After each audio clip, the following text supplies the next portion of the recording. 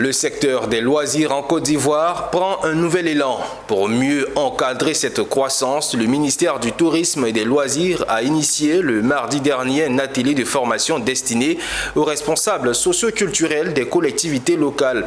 Cet événement vise à renforcer les connaissances légales et réglementaires de ces acteurs clés afin d'assurer une gestion rigoureuse des activités de divertissement. Le compte-rendu de Diane Kablancan et de Richard Akeke. Face à la montée en puissance des activités de divertissement à travers le pays, le ministère du Tourisme et des Loisirs a pris une initiative de grande envergure pour encadrer ce secteur en pleine expansion. Et un atelier de formation à cet effet a réuni les responsables socioculturels des mairies, des conseils régionaux et des services déconcentrés du ministère dans le but de les outiller pour les exigences légales et réglementaires en matière de loisirs. Organisé par la Direction générale des loisirs, cet événement répond aux besoins urgents de doter les collectivités locales des connaissances et compétences nécessaires pour assurer une gestion rigoureuse et conforme aux normes des activités ludiques.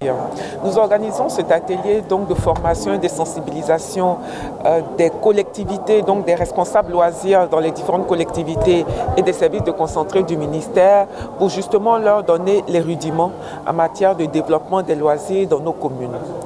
Aujourd'hui, nous avons donc échangé sur tout ce qui est loisirs modernes, tout ce qui est jeux numériques, parcs d'attractions, comment est-ce que cela peut se développer donc, dans nos différentes communes, mais également des jeux traditionnels. En ce qui concerne les jeux traditionnels, vous savez que nos régions, dans nos différentes régions, nous avons énormément de jeux traditionnels et que la Direction générale des loisirs a mené donc une étude socio-anthropologique qui nous a permis de déterminer aujourd'hui 330 jeux. Et ces jeux-là sont disponibles. Il nous revient de les promouvoir, de les valoriser justement et de passer à une phase de digitalisation.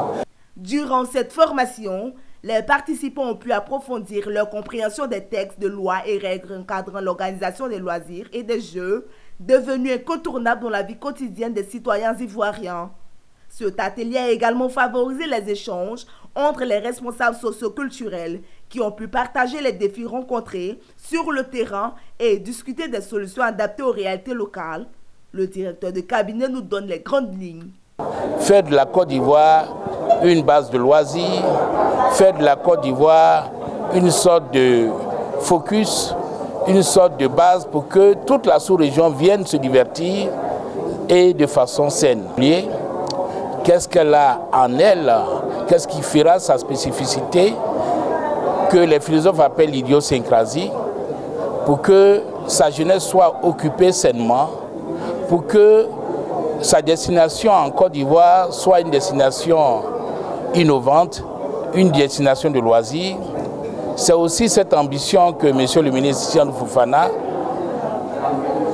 décide de pouvoir bâtir à travers Sublime Côte d'Ivoire. Par cette initiative, la Direction générale des loisirs s'engage ainsi dans une démarche proactive pour renforcer le cadre juridique et améliorer l'offre de loisirs en Côte d'Ivoire, tout en veillant au respect des règles de sécurité et de légalité.